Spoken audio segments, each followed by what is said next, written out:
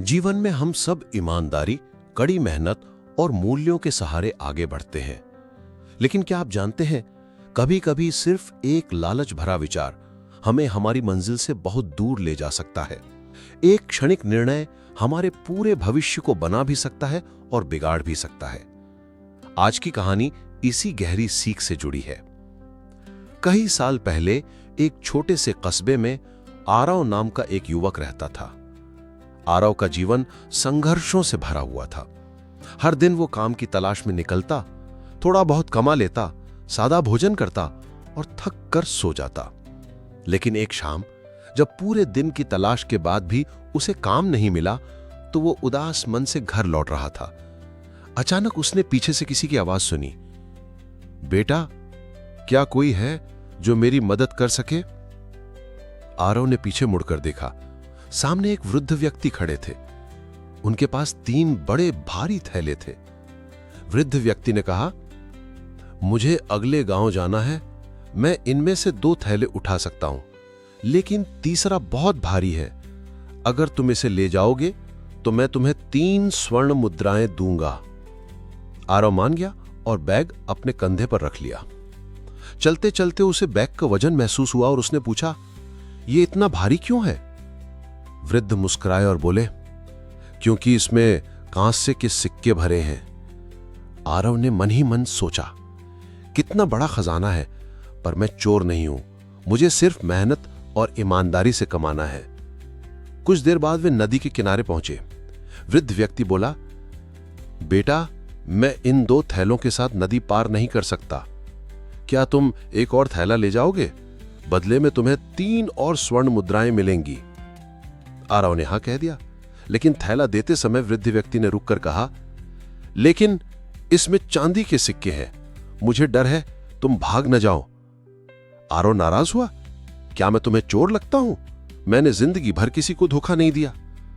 उसने दूसरा थैला भी उठाया और ईमानदारी से नदी पार कर गया। कुछ देर बाद वे पहाड़ी पर पहुंचे। आरव धीरे धीरे ऊपर चढ़ने लगा, लेकिन वृद्ध व्यक्ति नीचे ही रुक गया। तुम क्यों नहीं आ रहे हो? आरव ने पुकारा।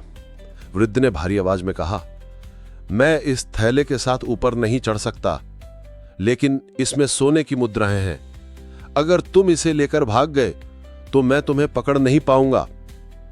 आरव ने दृढ़ स्वर में कहा, मैं चोरी नहीं करता, मैं ईमानदार आदमी हूं। मैंने अपनी पिछली नौकरी सिर्फ इसलिए छोड़ दी थी क्योंकि मुझसे झूठ बोलने को कहा गया था।